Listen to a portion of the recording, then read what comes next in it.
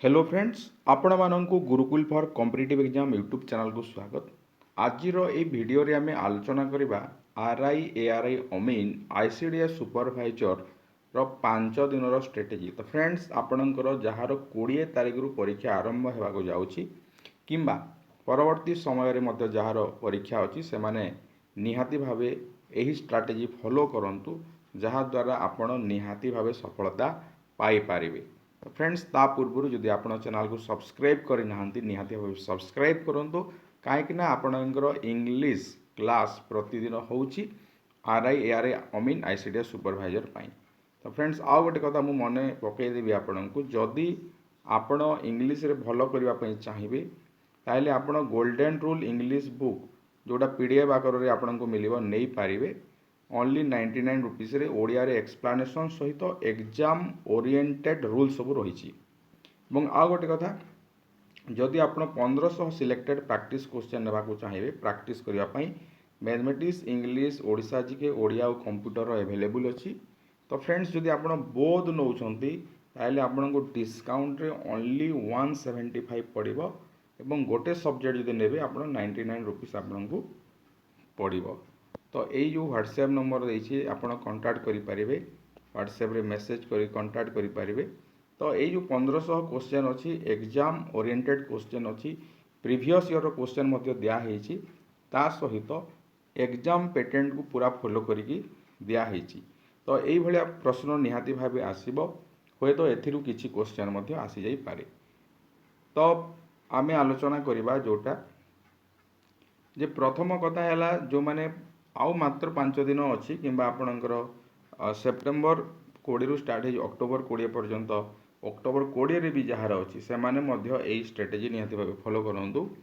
प्रथम कथा हैला डरंतु नाही बहुत पिला बहुत परिश्रम करिवे बहुत भल करिवे जदि मॉक टेस्ट दउछंती बहुत बढ़िया करिवे किंतु एग्जाम हॉल को पसिगले जेते बेले रियल एग्जाम फेस करिवे सेते बेले टिके डरी जाती द्वारा तांकर एग्जामटा ठीक हुए ना माने कन्फ्यूजन हो जाती आउ जोटा करवा कथा नुह सेटा करदेवे माने ऑप्शन ए हवा कथा ऑप्शन बी करदेवे ए प्रकार गुड़ाक जिनिस बहुत हुए।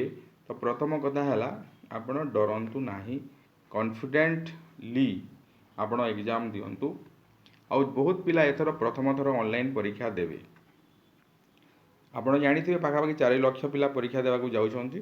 तो बहुत पिला फास्ट टाइम प्रथम थर परीक्षा दौरान तो सेमाने निहाती भावे सतर्कता अवलंबन करंतु आपण विभिन्न मॉक टेस्ट दियंतु जोटा आपणकर वेबसाइट रु मध्य फ्री रे आपण पाई परिबे से मॉक टेस्ट देकी आपण जाई परिबे एवं किछि डरिवार कोनोसी प्रश्न उठु नाही आउ एग्जाम जेबे देवाकू जीवे आपण सठिक समय रे जाहतु ठीक समय रे जाहतु माने 9टा रे परीक्षा आरंभ हेबो ता पूर्व एंट्री अछि आपणकर 8टा रे तो आपण पहुँचीबे 8:55 रे।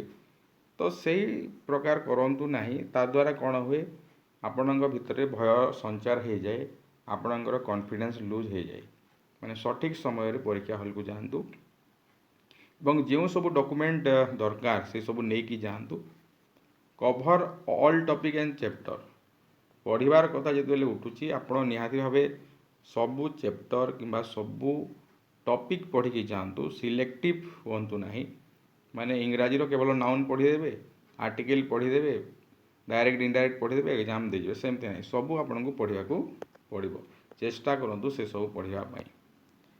तापरे देखंतु नेक्स्ट अच्छी आपणकर ओडिया एवं इंग्लिश सब्जेक्ट को ध्यान दियंतु ओडिया एवं इंग्लिश सब्जेक्ट को ध्यान दियंतु। बहुत पिलांकर जो आपणकर सीजीएल एग्जाम अच्छी एबे तो सेमाने कौन करेंगे से तो ओडिया आसब नहीं एग्जाम रे सीजीएल जो मैंने देवाक जाउछंती तो सेमाने एजाए ओडिया पढ़ी नथिबे तो सेमानंक पई मेसेज है से माने ओडिया को मध्य ध्यान दियंतु जो माने ओडिया को सेमती भावी दउछंती इम्पोर्टेंट सब्जेक्ट बोली भाबु नाहंती सेटा भी भावंतु कहीं जी ओडिया रे भल करिवो से निहाती भावे सफलता पाइबो सेटा गोटे मेजर फैक्टर ओडिया इंग्लिश को ध्यान देकी पढ़ंतु। आउ गोटे कथा है यहाँ मुझे आगुरी प्रतिदिन आपण को ପାଖାପାଖି 12 ଘଣ୍ଟା ପଢ଼ିବାକୁ ପଡ଼ିବ, ଅତି କମ୍ରେ 12 ଘଣ୍ଟା। ତ 5 ଦିନ ଯଦି ଆପଣଙ୍କ ପାଖରେ ରହୁଛି ତାହେଲେ 12 ଗୁଣ 5 60 ଆୱାର୍ସ ପଢ଼ିବେ। 15 ଦିନ ଯଦି ଆପଣଙ୍କ ପାଖରେ ରହୁଛି 12 ଗୁଣ 15 180 ଆୱାର୍ସ ପଢ଼ିବେ। ଆଉ ପ୍ରତିଦିନ ପ୍ରତି ସବଜେକ୍ଟ ପଢ଼ନ୍ତୁ, ଇଚ୍ ସବଜେକ୍ଟ ପଢ଼ନ୍ତୁ ଏବଂ ନିଜର ଦୁର୍ବଳତା ବିଷୟରେ ଜାଣନ୍ତୁ। କେଉଁ ସବଜେକ୍ଟରେ ଆପଣ ୱିକ୍ ଅଛନ୍ତି ସେଇଟା ଟିକେ ବେଶୀ ଧ୍ୟାନ ଦିଅନ୍ତୁ।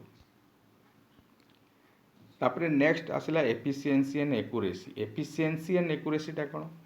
ଏଫିସିଏନ୍ସି ମାନେ କ'ଣ ନା ତୁମେ କେତେ ସମୟ ମଧ୍ୟରେ ଗୋଟିଏ ପ୍ରଶ୍ନର ସମାଧାନ କରିପାରୁଛ, ସେଇଟା ହେଲା ଏଫିସିଏନ୍ସି। ୱାର୍କ ଆଣ୍ଡ ଟାଇମ୍ ପଢ଼ିଦେବ। ଗୋଟେ ଲୋକ 1 ଘଣ୍ଟାରେ କେତେ କାମ କରିବ ଆଉ ଗୋଟେ ଲୋକ 1 ଘଣ୍ଟାରେ କେତେ କାମ କରିବ, ସେଇଟା ତା'ର ଏଫିସିଏନ୍ସି। ତ ସେଇଭଳିଆ ତୁମେ ଗୋଟିଏ ପ୍ରଶ୍ନକୁ କେତେ କମ୍ ସମୟ ମଧ୍ୟରେ କରିପାରୁଛ ସେଇଟା ହେଲା ତୁମର ଏଫିସିଏନ୍ସି। ତ ଏଫିସିଏନ୍ସି ତୁମକୁ ଇନକ୍ରିଜ୍ କରିବାକୁ ପଡ଼ିବ, ବଢ଼େଇବାକୁ ପଡ଼ିବ। କମ୍ ସମୟ ମଧ୍ୟରେ ପ୍ରଶ୍ନର ଉତ୍ତର କରିବାକୁ ପଡ଼ିବ। ତା ସହିତ ଏକୁରେସି ମଧ୍ୟ ରହିବା ଦରକାର। ମନେକର ଗୋଟେ କ୍ୱେଶ୍ଚନ୍ ଦିଆହେଇଛି, ତୁମେ 2 ସେକେଣ୍ଡରେ କରିଦେଲ କିନ୍ତୁ ରଙ୍ଗ କଲ, ତ ସେଇଟା ଭୁଲ ହେଇଗଲା। ତ ଏଫିସିଏନ୍ସି ସହିତ ଏକୁରେସି ବି ଦରକାର। ଏଇଟା ମେଜର ଫ୍ୟାକ୍ଟର। ସଫଳତାର ମୂଳ ମନ୍ତ୍ର ହେଉଛି ଏଇଟା, ଏଫିସିଏନ୍ସି ଆଣ୍ଡ ଏକୁରେସି। ତ ପୁଣି ଥରେ ଆସିଗଲା ସେଇ ସମାନ କଥା, be confident, be positive, be careful and be industrious. Be confident ମାନେ ବୁଝିପାରୁଛନ୍ତି, ପଜିଟିଭ ମାନେ କ'ଣ? ନକାରାତ୍ମକ ଚିନ୍ତାଧାରା ମନକୁ ଆଣନ୍ତୁ ନାହିଁ। ତାପରେ ଦେଖିଦେବେ ଫାର୍ଷ୍ଟ ସିଫ୍ଟର ପିଲା ବଢ଼ିଆ ଗଲା, ସେକେଣ୍ଡ ସିଫ୍ଟରେ ଫାର୍ଷ୍ଟ ସିଫ୍ଟର ରେଜଲ୍ଟ ମାନେ ଫାର୍ଷ୍ଟ ସିଫ୍ଟର ଆନାଲିସିସ୍କୁ ଦେଖିକି ତୁମେ ଯଦି ସେକେଣ୍ଡ ସିଫ୍ଟରେ ଠିକ୍ କରିନ ତାହେଲେ ମନ ଦୁଃଖ କରିବ, ସେମିତି କିଛି ନାହିଁ ହେଲା। ସେଇଟା ସିଫ୍ଟ ୱାଇଜ୍ ହେବ ପରୀକ୍ଷା, ତା'ର ପରସେଣ୍ଟାଇଲ୍ କରାହେବ, ସେଇ ହିସାବରେ ସିଲେକ୍ସନ୍ ହେବ। ତ ସବୁବେଳେ ଚେଷ୍ଟା କରନ୍ତୁ କେମିତି ଠିକ୍ ଭାବେ କରିବେ, ବେଶୀ ପ୍ରଶ୍ନର ଉତ୍ତର ଦେଇପାରିବା, ମୋର୍ କ୍ୱେଶ୍ଚନ୍ ଆଟେମ୍ପ୍ଟ କରିପାରିବେ, ସେ ଉପରେ ଧ୍ୟାନ ଦିଅନ୍ତୁ ଏବଂ ସତର୍କତା ସହିତ ପ୍ରଶ୍ନ ବାଛନ୍ତୁ। ସବୁ ପ୍ରଶ୍ନର ଉତ୍ତର ଦିଆଯିବ ସେମିତି କିଛି ନାହିଁ ହେଲା। ଗୋଟେ କ୍ୱେଶ୍ଚନ୍ ଯଦି ତୁମକୁ 10 ମିନିଟ୍ ସମୟ ନେଇଗଲା ତାହେଲେ ଗଲା ଅଲଗା କ୍ୱେଶ୍ଚନ୍। ତ ସେଇଭଳିଆ କ୍ୱେଶ୍ଚନ୍କୁ ଛାଡ଼ିଦେବା ଦରକାର, ଯେଉଁଟା ତୁମ ଦ୍ୱାରା ହେବ ନାହିଁ, ଟ୍ରାଏ କଲେ ହେବ ନାହିଁ, ତ ସେଥିରେ ହାତ ମାରିବା କଥା ନୁହଁ। ବି ଇଣ୍ଡଷ୍ଟ୍ରିୟସ୍ ମାନେ ହାର୍ଡ଼ ୱାର୍କ ହାର୍ଡ଼, କଠିନ ପରିଶ୍ରମ କରିବା ଦରକାର। ତାପରେ ଦେଖିବା ଯେଉଁ ତୁମର 5ଟା ସବଜେକ୍ଟ ଯେଉଁଟା ଏକ୍ଜାମ୍ ହେବ, ମ୍ୟାଥମେଟିକ୍ସ ହେବ, ଇଂଲିଶ ହେବ, ଓଡ଼ିଆ ହେବ, ରିଜନିଂ ହେବ, ଜିଏସ୍ ହେବ। ତ ତୁମର ଏଠି ବେଶୀ ସମୟ ନେଲା କ୍ୱେଶ୍ଚନ୍ କ'ଣ? ମ୍ୟାଥ୍ ଆଉ ରିଜନିଂର ରହିବ। ଏଇଟା ତୁମକୁ ଅଧିକ ସମୟ ନେବ। ତ ସେଥିପାଇଁ ତୁମେ କ'ଣ କରିବ? ତୁମେ ଯଦି ପାରୁଛ ଇଂଲିଶ, ଓଡ଼ିଆ ଏବଂ ଜିଏସ୍ ଏଇଟାକୁ ବହୁତ କମ୍ ସମୟ ମଧ୍ୟରେ କରିବା ପାଇଁ ଚେଷ୍ଟା କରିବ। ଆଉ ଏଇ ଯେଉଁ ସମୟ ବଞ୍ଚିବ ୟାର, ତୁମେ ରିଜନିଂ ଏବଂ ମ୍ୟାଥ୍ରେ ତାହାକୁ ୟୁଟିଲାଇଜ୍ କରିବ। ତ ଏଇଟା ଗୋଟେ ଟେକ୍ନିକ୍। ତାପରେ କ'ଣ ରହିଛି? Time table, everyday every subject. ଏଇଟା ତ ମୁଁ ଆଗରୁ କହିଲି, ପ୍ରତିଦିନ ପ୍ରତି ସବଜେକ୍ଟ ପଢ଼ିବା ନିହାତି ଦରକାର। ଏଭ୍ରିଡେ 12 ଆୱାର୍, ପ୍ରତିଦିନ 12 ଘଣ୍ଟା ମିନିମମ୍ ପଢ଼ିବା ଦରକାର ହେଲା। ଆଉ ଯେଉଁମାନଙ୍କର ଏକ୍ଜାମ୍ ଅଛି, ଏକ୍ଜାମ୍ ଦିନ ପୂର୍ବରୁ ଠିକ୍ସେ ରେଷ୍ଟ ନେବା ଦରକାର, ଟିକେ ଆରାମସେ ଶୋଇକି ଯିବା କଥା। ଆଉ ରାତି ସାରା ଶୋଇବନି, ପରୀକ୍ଷା ହଲ୍କୁ ଯିବ, ମୁଣ୍ଡ ବ୍ୟଥା ହେବ, କିଛି କରିପାରିବନି। ତ ସେଇଭଳିଆ ସିଚୁଏସନ୍ ମଧ୍ୟ ହେଇଥାଏ। ତ ଏଥିରୁ ଆମେ ଜାଣୁଛୁ ଯେ କ'ଣ, ଆମକୁ ମାନେ କନଫିଡେଣ୍ଟ ହେବାକୁ ପଡ଼ିବ, ଏକୁରେସି ମେଣ୍ଟେନ୍ କରିବାକୁ ପଡ଼ିବ, ଆଉ ଆମର ଏଫିସିଏନ୍ସି ବଢ଼ାଇବାକୁ ପଡ଼ିବ ଏବଂ ଚୁଜ୍ କରିବା ଇମ୍ପୋର୍ଟାଣ୍ଟ। କେଉଁ କ୍ୱେଶ୍ଚନ୍ ତୁମେ କରିବ, କେଉଁ କ୍ୱେଶ୍ଚନ୍ ତୁମେ ଛାଡ଼ିବ, ସେଇଟା ବେଶୀ ଇମ୍ପୋର୍ଟାଣ୍ଟ। ଏଇସବୁ ଜିନିଷ ଯଦି ଧ୍ୟାନ ଦେଉଛନ୍ତି, ଆଉ ଏକ୍ଜାମ୍ ପୂର୍ବରୁ ଆପଣଙ୍କର ଡକୁମେଣ୍ଟ ସବୁ ରେଡ଼ି କରନ୍ତୁ। ଡକୁମେଣ୍ଟ ରେଡ଼ି କରିକି ଯାଆନ୍ତୁ ଏକ୍ଜାମ୍ ହଲ୍କୁ ଏବଂ ସଠିକ୍ ସମୟରେ ଯାଆନ୍ତୁ, ନିହାତି ଭାବେ ଆପଣ ସଫଳତା ପାଇପାରିବେ। ଯଦି ଭଲ ଲାଗିଲା ଲାଇକ୍ କରନ୍ତୁ, ସେୟାର କରନ୍ତୁ ଏବଂ ଆମର ଟେଲିଗ୍ରାମ ଚ୍ୟାନେଲ୍ ନିହାତି ଭାବେ ଜଏନ୍ କରନ୍ତୁ, ଯାହା ଡେସ୍କ୍ରିପ୍ସନ୍ ବକ୍ସରେ ଲିଙ୍କ୍ ଦିଆହେଇଛି ଏବଂ ପ୍ରିଭିୟସ୍ କ୍ଲାସ୍ ଗୁଡ଼ାକର ପ୍ଲେଲିଷ୍ଟ ମଧ୍ୟ ଦିଆହେଇଛି, ଇଂଲିଶ ଗ୍ରାମାର, ସେଇଟା ଆପଣ ଦେଖିପାରିବେ।